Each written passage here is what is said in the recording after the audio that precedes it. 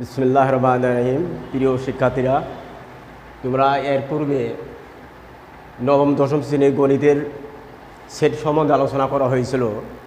আজকে আপাতত নবম দশম শ্রেণীর তৃতীয় অধ্যায় বীজগণিত রাশি সম্বন্ধে তোমরা কিছু জানতে পারবে। তার পূর্বে আমার পরিচয়, আমি মোহাম্মদ গোলাম রাব্বানী, হাটগোদারি মাধ্যমিক বিদ্যালয়, পবা, রাজশাহী। আজকে তোমরা দেখো নবম শ্রেণীর অধ্যায় তৃতীয়ের বীজগণিত রাশি বলতে কী বুঝো জানতে পারবে, বীজগণিত সূত্র ও অনুসিদ্ধান্ত বলতে কী বুঝো তাও জানতে পারবে, আর বর্গের সূত্রের সাহায্যে বর্গ নির্ণয় কীভাবে করা হয় এই সম্বন্ধেও আমরা বিস্তারিত আলোচনা করবে, এই সম্বন্ধেও জানতে পারবে। প্রথমেই আছে বীজগণিত রাশি।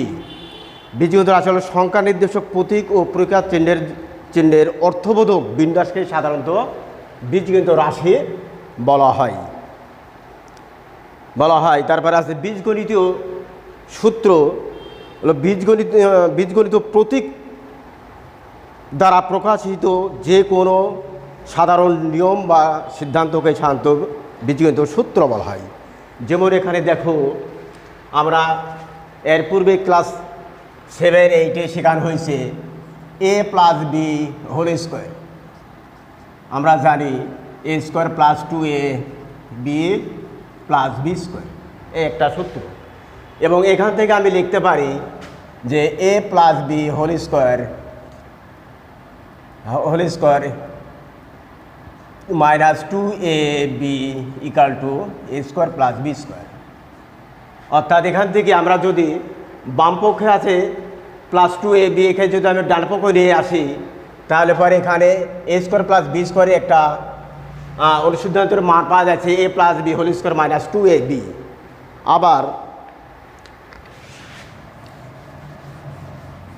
আবার দেখো, এখান থেকে আমি আর পাই a + b whole square = a² + 2ab + b²।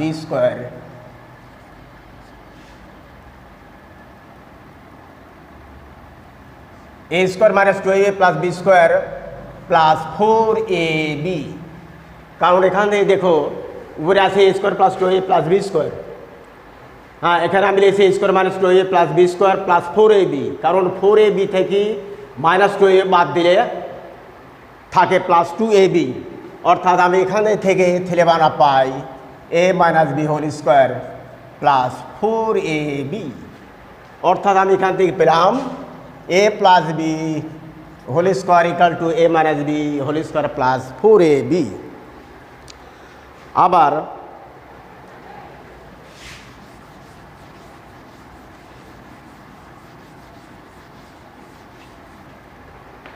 আবার দেখো, এখানে a + b হোল স্কোয়ার = আছে a² + 2ab + b²। তাহলে এখান থেকে আমি আবার যদি এভাবে আবার লিখতে পারি a + b whole square a² -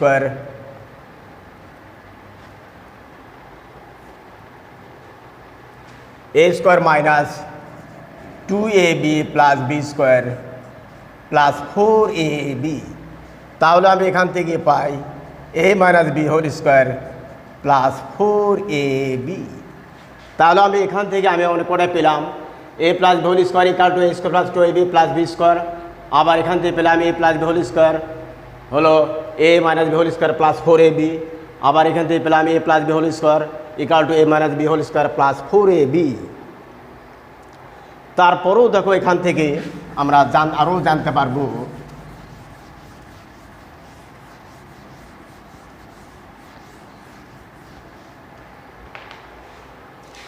এর আগে তোমাদেরকে জানানো যে তোমরা জেনেছো a + b whole square = a² + 2ab + b²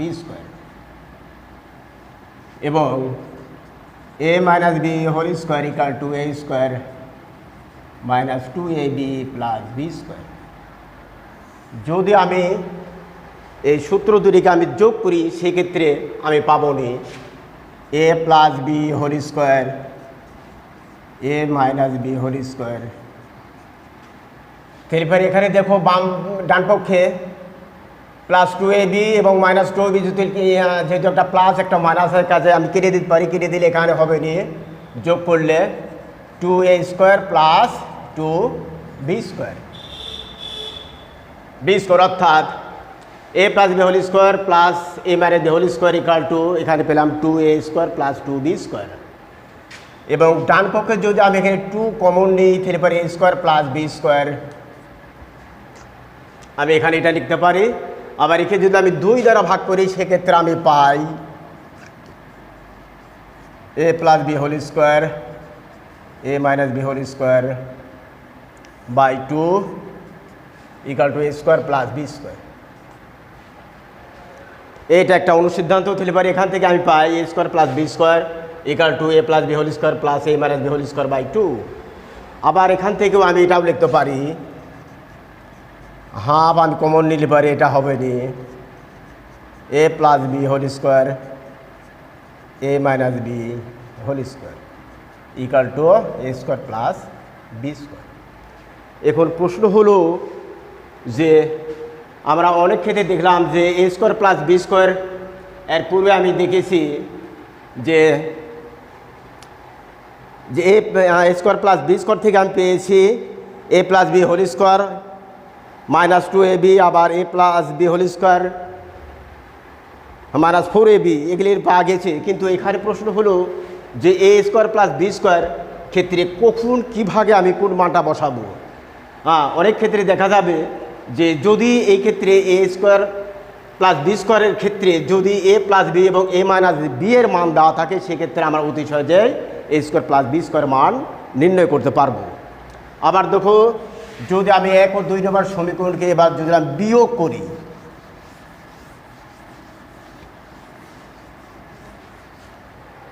বিয়োগ করি সেক্ষেত্রে আমি পাই a plus b whole square minus a minus b whole square.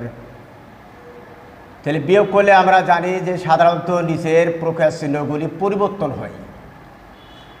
তাহলে এখানে a² আর মাইনাস a² আর b² আর নিচে আছে মাইনাস b² কেটে যায়, কেটে গেলে এখানে যোগ করলে হবে 4ab অর্থাৎ আমি এখানে লিখতে পারি যে 4ab equal to a plus b whole square minus a minus b whole square. আবার আমি এখান থেকে এটাও লিখতে পারি যদি আমি উভয় পক্ষকে 4 দ্বারা ভাগ করে দিই সেক্ষেত্রে দাঁড়াবে নি a plus b whole square minus a minus b whole square equal to ab। অনেক ক্ষেত্রে দেখা যায় মান নির্ণয়ের ক্ষেত্রে যে a প্লাস b এবং a মাইনাস b এর মান দেওয়া আছে, সেক্ষেত্রে a b এর মান কীভাবে মান বের করব। তাহলে এখানে এই অনুসিদ্ধান্তের মাধ্যমে আমি যদি মানটা বসাচ্ছি তাহলে সেক্ষেত্রে আমি অতি সহজে মানটা বের করতে পারব। 4 দ্বারা ভাগ করলে হচ্ছে আমার এটা। আবার আমি এটাকে এটাও লিখতে পারি a plus b by 2 whole square a minus b by 2 whole square equal to ab। তাহলে আপাতত তোমরা যদি আপাতত a plus b whole square এবং a minus b whole square এই সূত্র দুটি তোমরা যদি ভালো মতন জানা থাকে তাহলে আমরা এই ক্ষেত্রে এখান থেকে আমরা অতি সহজেই ab তারপরে a² প্লাস b² এই সমস্ত মানগুলি অত মুখস্থ করার তেমন দরকার নাই, আমরা এই সূত্র দুটির মাধ্যমে অনায়াসে এই মানগুলি বের করতে পারবো। এবং এখান থেকে আমরা যদি আপাতত মান নির্ণয়ের অঙ্কের ক্ষেত্রে যদি যেটা দেওয়া থাকবে সেটার থেকে আমরা অতি সহজেই বের করতে পারবো। আসলে বীজগণিতের অঙ্ক আমি মনে করি তেমন কিছুই না, যদি তোমার কিছু সূত্রটা ভালো মতো জানা থাকে এবং যদি ওই সম্বন্ধে যদি তোমার কিছু নলেজ থাকে তাহলে সেক্ষেত্রে আমার অতি সহজেই আমার এই মানগুলি বসাইয়া সাধারণত এর মান বের করতে পারি। তারপরে এবার দেখো যে বর্গের সূত্রের সাহায্যে বর্গ নির্ণয়টা আমরা সাধারণত কিভাবে করি। যেমন দেখো এখানে আমি লিখলাম a plus b plus c plus d এর বর্গ নির্ণয় করব। এখন তোমাদেরকে চিন্তা করতে হবে বর্গ নির্ণয়ের ক্ষেত্রে সূত্র আমরা জানি a² plus 2ab plus b²। অর্থাৎ a plus b whole square এর সূত্র ব্যবহার করবো।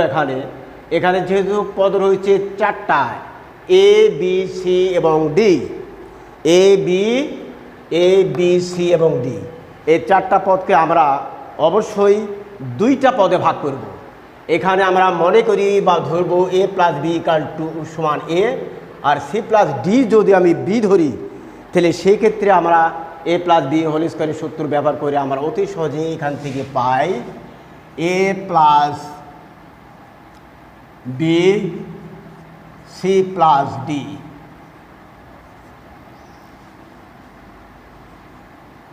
Whole square. তাহলে এখানে পেলাম এ প্লাস বি হলো এ এবং সি প্লাস ডি হলো বি। অতএব সেক্ষেত্রে আমরা লিখতে পারি a plus b a square plus 2ab, 2a হলো এ প্লাস বি আর বি হলো এখানে সি প্লাস ডি। তারপরে রয়েছে আমরা জানি যে বি স্কোয়ার অর্থাৎ c plus d whole square. তাহলে আমরা এখান থেকে পেলাম a plus b whole square plus 2 into a plus b into c plus d plus c plus d whole square.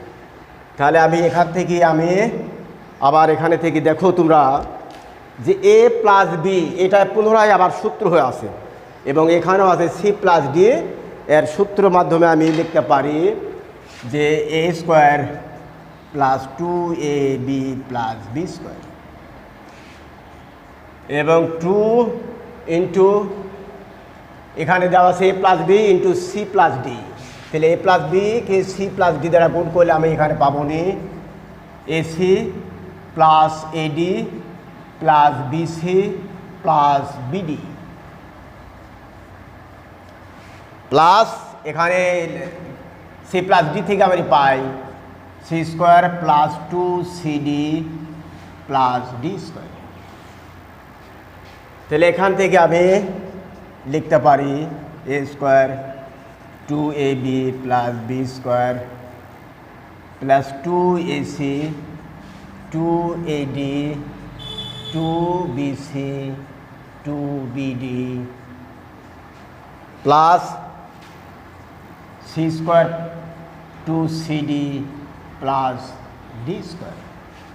এখানে সাজালে আমি লেখা যায় a square plus b square plus c square plus d square 2ab plus 2ac plus 2ad plus 2bc plus 2bd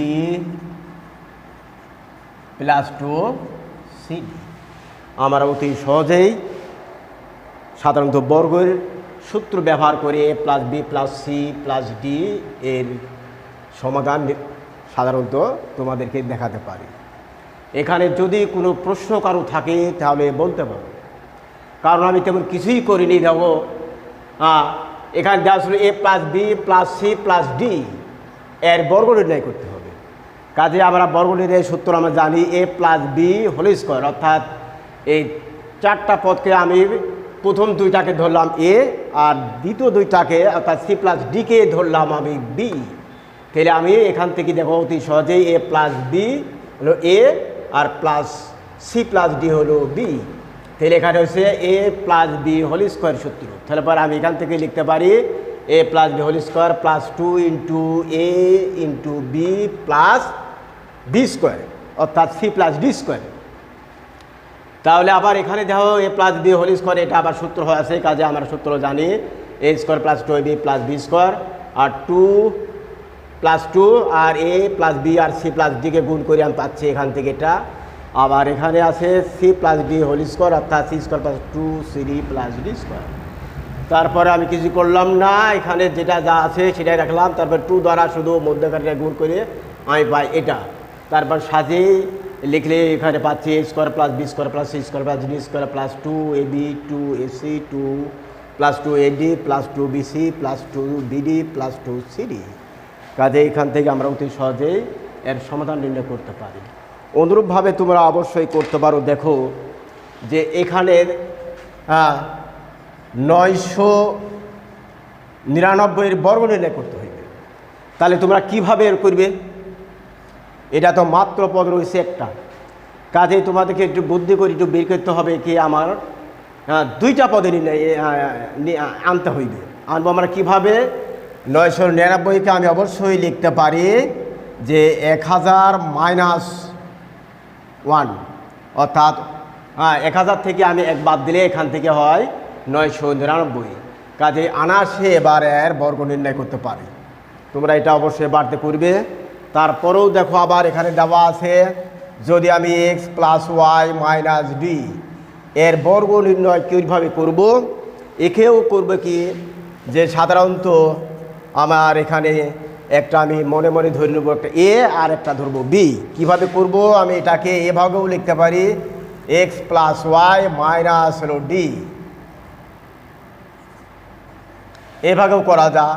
আবার তুমি যদি মনে করো না, আমি এটাকে এভাবেও লিখতে পারি x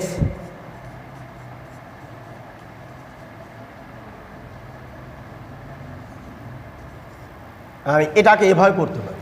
তোমরা যেটা খুশি যেভাবে পারো সেভাবে করবে, দেখলে করবে।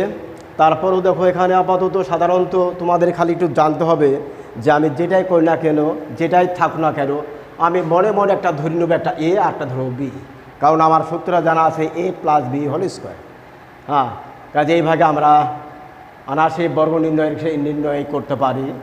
তোমাদের আপাতত এই দিনকার বাড়ির কাজ রইল যে এটার বর্গ আমি কিভাবে করব, 999 বর্গ কিভাবে করব, এটা তোমরা করে আনবে। তারপরে এর মাধ্যমে আপাতত তোমরা যদি কোনো সমস্যা পরবর্তী ক্লাস অবশ্য আমাকে জানাবে। আজকে এই বলে আমি আমার ক্লাস সমাপ্ত করছি। আমার কথা বলার মধ্যে ভুল ত্রুটি হয়ে গেলে তোমরা আপাতত মার্জনা দৃষ্টি দেখবে। পরবর্তী ক্লাসে তোমাদের সঙ্গে পুনরায় দেখা হবে। আজকে এই পর্যন্ত, খোদা হাফেজ।